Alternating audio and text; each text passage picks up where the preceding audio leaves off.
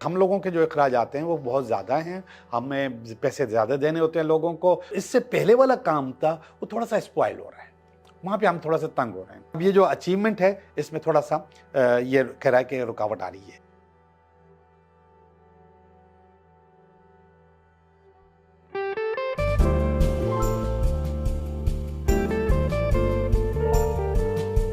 Hello दोस्तों, मैं हूँ Liaquat Jogi, Karachi based tarot card reader and palmist, और आप देख रहे हैं मेरा चैनल टैरो बाय जोगी। दोस्तों, खुशी और गमी हर इंसान की ज़िंदगी का हिस्सा है, लेकिन आपको बार बार मैं वीडियोस में ये बताता रहता हूँ कि ये खुशी और गमी हमारे अपने हाथ में होती है। हमारा इसका कंट्रोल जो है वो हमारे दिमाग में होता है और इसका रिमोट हमारे हाथ में होता है कि हम कैसे खुश रहें और कैसे हम गमी की तरफ खुद को धकेलते रहते हैं। थोड़ा सा और मैं क्लियर करता चलूँ कि किसी वीडियो में मैंने आपको बताया था कि जो हमारे यहाँ दिमाग होता है उसके लेवल्स होते हैं, अल्फा, बीटा, थीटा, डेल्टा। आज एक नई चीज़ बता रहा हूँ आपको, और वो चीज़ है बेस लाइन, खुशी की बेस लाइन। अब वो जो खुशी की बेस लाइन है उससे आपके चेहरे पे, आपके ऊपर क्या असरात होते हैं, उस बेस लाइन के ऊपर रहते हैं तो क्या असरात होते हैं, और उस बेस लाइन के नीचे जाते हैं तो क्या असरात होते हैं। ज़रा गौर से देखिए, ये बेस लाइन है, ये बेस लाइन है। इसके हम ऊपर जाते हैं तो हमें खुशी मिलती है, इसके हम नीचे आते हैं तो हमें गम मिलता है।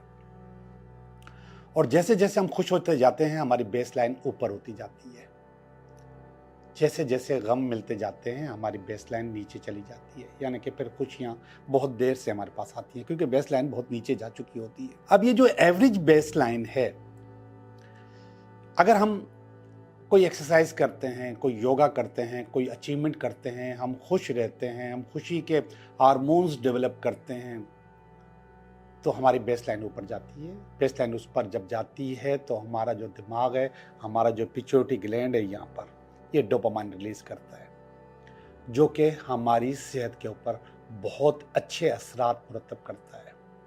पिछली वीडियो में भी मैंने डोपामाइन का बार बार जिक्र किया है और बार बार करता रहता हूँ। और जैसे जैसे हम खुशी में रहते जाते हैं हमारी बेस लाइन बढ़ती जाती है, यानी कि फिर हम छोटी छोटी बातों पे खुश होते हैं क्योंकि हमारी बेस लाइन बहुत ऊपर हो चुकी होती है, फिर गम हमारे पास नहीं आता।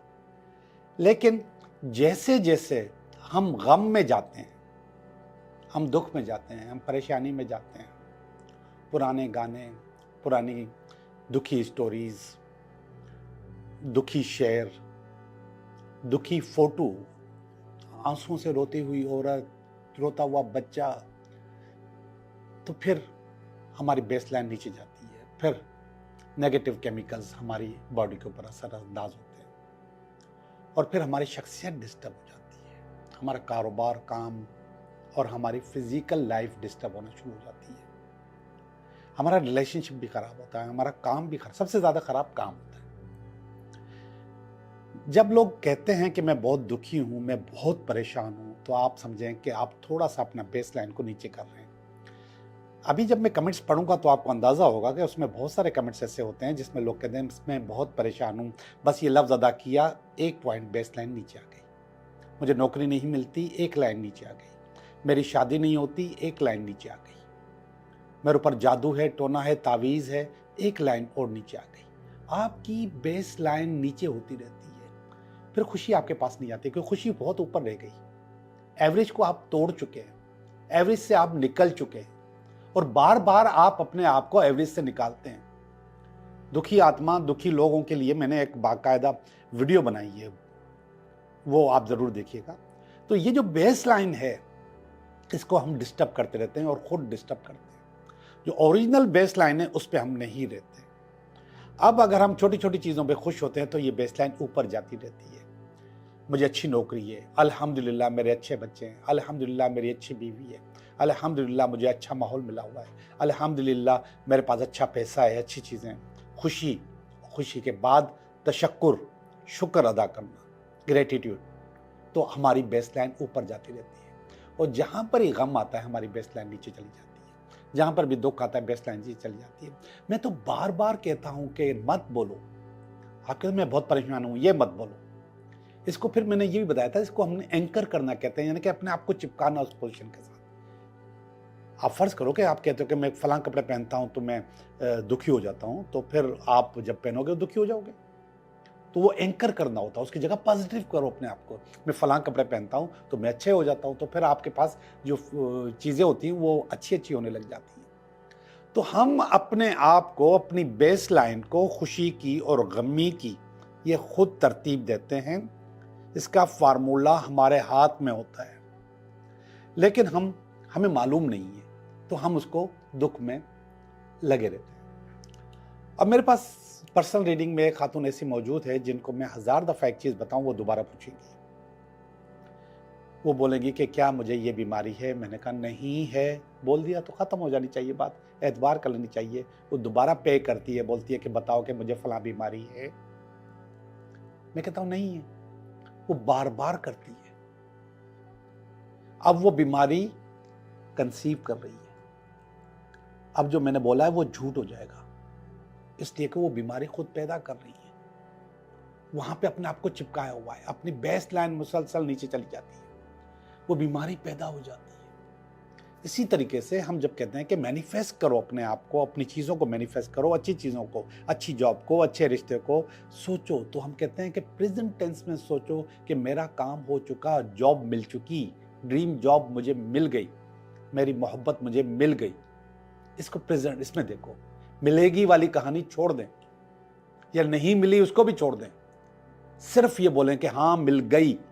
जब आप मिल गए तो आपकी बेस लाइन और मजबूत हो जाएगी, और अच्छी हो जाएगी, और बेहतर हो जाएगी, और आप अपने टारगेट से करीब हो जाएंगे। जैसे जैसे ऊपर जाएंगे तो अपने टारगेट के करीब, आपका टारगेट यहाँ पे है, और आप अपने आप को मजबूत करते चले जाते हैं कि मैं यहाँ पर इस चीज़ को हासिल कर लूँगा।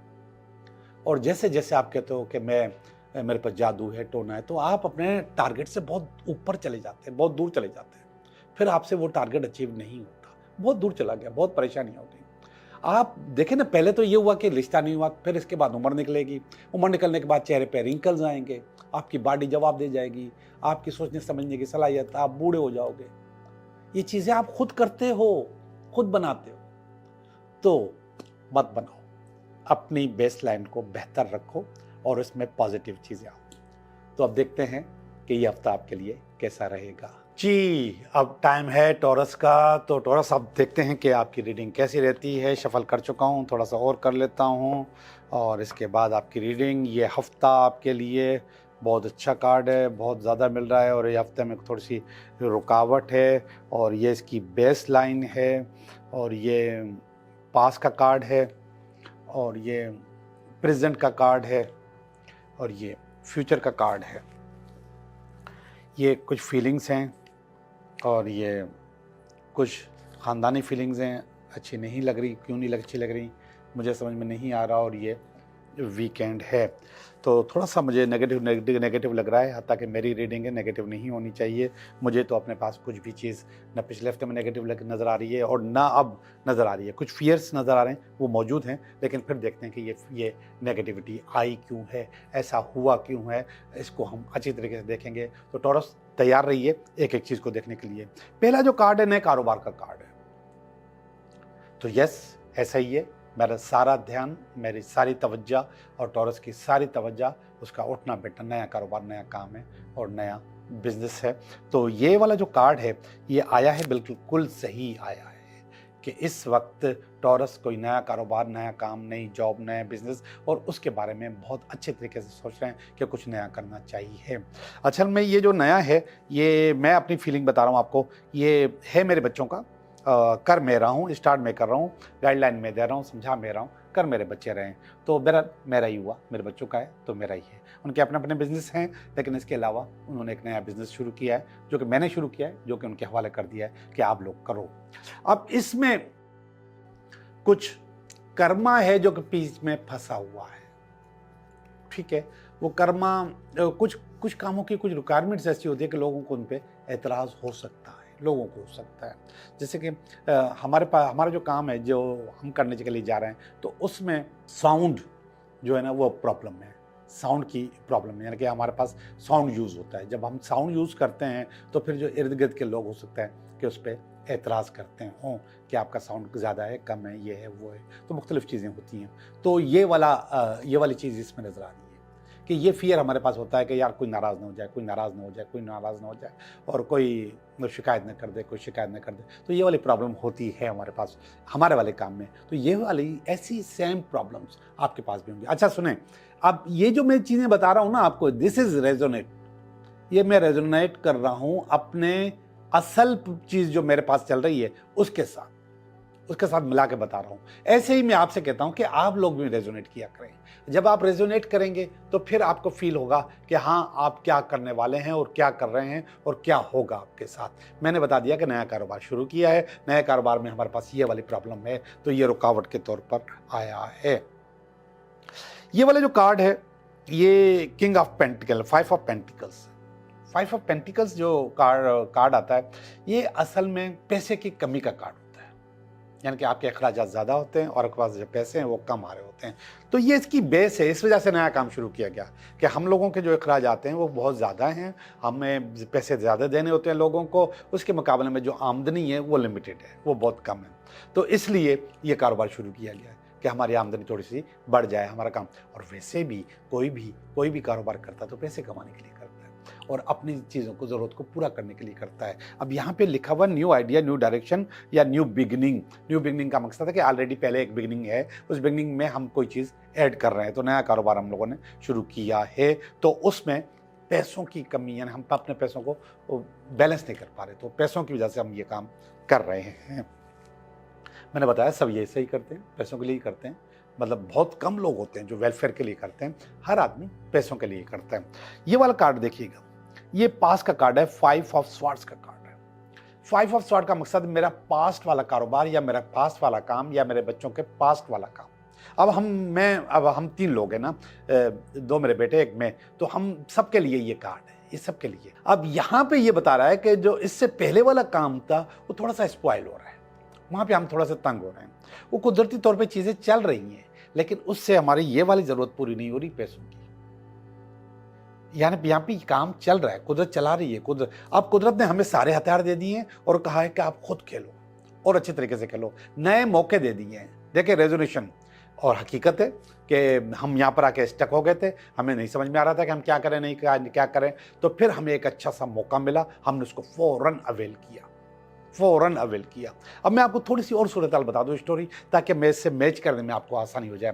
एक जगह मुझे पता चला कि काम शुरू होने वाला है, तो फ़ौरन मैंने उसको, मेरे घर का एक ग्रुप है तो उस ग्रुप में डाल दिया व्हाट्सएप पे, बच्चों को बोला कि जाके ये पे काम जाके देख कर आओ, तो हम उसको करें। तो मैंने देखा कि वो थोड़ा सा डिले किया, बच्चे सुस्त होते हैं और वो सुस्ती में डिले किया, कल जाऊँगा, परसों जाऊँगा। आखिर उसने कहा कि मैं मंडे को जाऊँगा और जाके देख के आऊँगा। अब मुझसे चैन आराम नहीं आ रहा था। मैंने बजाय इसके कि उनको मैं कहता कि आप जाओ नहीं जाओ, मैं खुद चला गया और वो काम करके आ भी गया, अचीव भी कर लिया। और जाके उनको बता दिया, भाई जिस काम को आपने को कहा था कि आप जाके करो, वो काम आप सोच रहे थे कि मैं मंडे को जाऊँगा, सुस्ती कर रहे थे, और मैंने लिख दिया था कि आप नहीं करोगे, कोई और कर लेगा। अरे ऐसे ही होता है, बहुत सारे आइडियाज़ ऐसे होते हैं कि आपके दिमाग में भी आते हैं, ये उतरते हैं ना आइडिया, जब उतरते हैं तो आपके दिमाग में भी आते हैं, कुछ दो और लोगों के दिमाग में भी आते हैं। फिर इसमें तीनों चारों लोगों में जिनके दिमाग में ये आइडियाज़ आते हैं, वो जिनमें से जो चाहे उसको अचीव कर ले। अब अचीव करने वाला अगर बोलेगा कि मैं मंडे को जाऊंगा, तो फिर हो गया काम। तो इसलिए मैं पहले चला गया, मंडे से पहले काम पक्का करके, एग्रीमेंट करके मैं वहाँ से आके बच्चों को दे दिया। मैंने कहा ये काम हो गया, अब इसको कल हमने लगाना है। और कल का काम भी बहुत मुश्किल था, नामुमकिन चीज़ थी कि वो हो जाए और मैं वो काम वहाँ पे उस दिन शुरू कर दूँ, नामुमकिन चीज़ थी। मैंने फिर इनको नहीं उठाया, ये सोते रहे दोनों, ये दोनों सोते रहे, मैंने उठाया और मैं निकल गया। और वो सारा काम कंप्लीट करके, सारी परचेजेस, चीज़ें, ये वो सारा काम कंप्लीट करके शाम को 4 बजे मैंने इनको कॉल की, मैंने सब चीज़ परचेज कर लिए, सब चीज़ें मैंने लगा ली हैं, अब सिर्फ आओ। और वो भागते हुए आए मेरे पास, तो वो सरप्राइज थे कि इतना सारा काम मैंने कैसे कर लिया एक ही दिन में। अगर जब करने वाले होते हैं तो कर लेते हैं। तो ये वाला कार्ड मैं बता रहा हूँ कि कुदरत ने एक ऑफ़र दी है, ये एक ऑफ़र का कार्ड है, ये सारी तलवारें उन्होंने दी हैं और कहा कि इसको अचीव करो। और वो अचीव हमने कर लिया। अब ये जो अचीवमेंट है इसमें थोड़ा सा ये कह रहा है कि रुकावट आ रही है और वो फियर है हल्का सा। ये वाला कार्ड देखें, ये 7 ऑफ वांड्स का कार्ड है और इसमें है कंपटीशन। आज के दौर में कोई भी कारोबार, कोई भी काम, कोई भी बिजनेस कंपटीशन के बगैर चल ही नहीं सकता, हो ही नहीं सकता। कंपटीशन बहुत ज़रूरी है, मुकाबला बहुत ज़रूरी है और ये मुकाबला ज़्यादातर सर्विस का होता है कि आप सर्विस कैसी दे रहे हो। प्रोडक्ट तो हर जगह मिल जाती है, चीज़ें तो हर जगह मिल जाती हैं, सर्विस कैसी दे रहे हो। तो हमारा इस वक्त सारा का सारा जो फोकस है, हकीकत ये प्रेजेंट में कार्ड आ गया है, इस वक्त हमारा सारा फोकस जो है ना वो सर्विस पे, कि हम अच्छी सर्विस दें।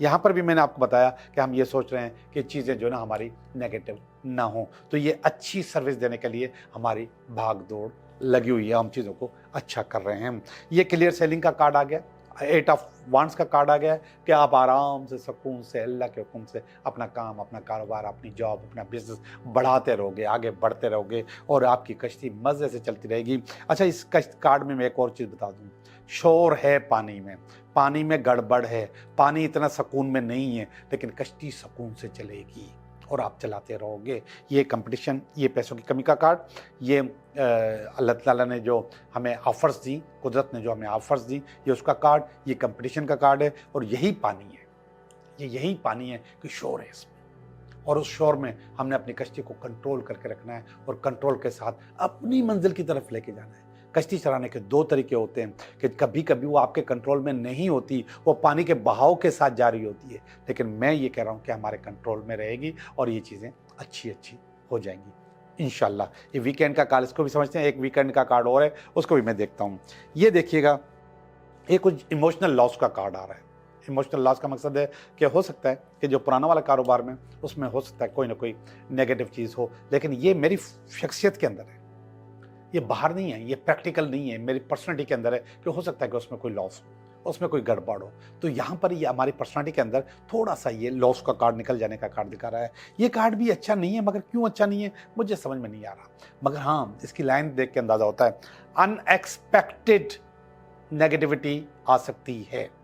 ये फैमिली सोच रही है, उनके जहन से मुझे ये चीज़ निकालनी होगी, अगर ये निकालेंगे तो चीज़ें अच्छी होंगी, उनको और मजबूत करना। अब देखें, मुझे तो फेस करना आता है ना, मुझे तो सीखा हुआ, मेरा तो तजुर्बा है, मैं तो फ़ौरन अपॉर्चुनिटी को ग्रैब करता हूँ। मैंने आपको बता दिया कि किस तरीके से ग्रैब किया मैंने।